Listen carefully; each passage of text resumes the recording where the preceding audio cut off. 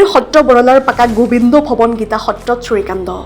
সোমবাৰে নিশা চোৰে লুটি নিলে সত্ৰখনৰ মণিকূটৰ পৰা প্ৰায় লক্ষাধিক টকাৰ সামগ্ৰী।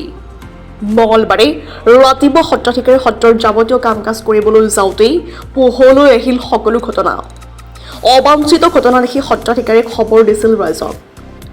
ৰাইজৰ তৎপৰতাত বালাপাৰা আৰক্ষীয়ে অব্যাহত ৰাখিছে তদন্ত।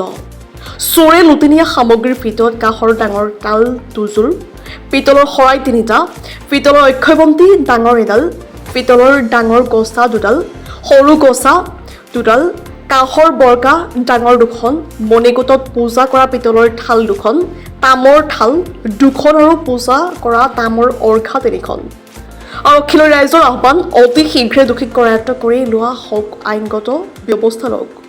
পাকা গোবিন্দ ভৱন গীতা সত্ৰ বৰলা আজি যোৱা নিশা আমাৰ এই নামঘৰৰ ভিতৰত চুৰ সোমাই আমাৰ বিভিন্ন তাল বা তামৰ যিমান সামগ্ৰী আছিল এই সকলোবিলাক সামগ্ৰী চুৰ কৰি লৈ গৈছে। ইয়াৰ ভিতৰত 2যোৰ তাল আছিল, 2খন বৰকাহ আছিল আৰু আমাৰ 3ডাল ডাঙৰ ডাঙৰ মানে পিতলৰ গাছা আছিল, অক্ষয়বন্তী আছিল। তাৰোপৰি আমাৰ পূজা কৰা যিবিলাক তামৰ সামগ্ৰী আছিল বিভিন্ন ধৰণৰ, আৰু শৰাই আছিল 3খন। এনেকুৱা ধৰণৰ বস্তু আমাৰ যিখিনি আমাৰ মূল্যৱান সামগ্ৰী আছিল কাঁহ পিতলৰ সকলোখিনি চুৰে চুৰ কৰি লৈ গৈছে।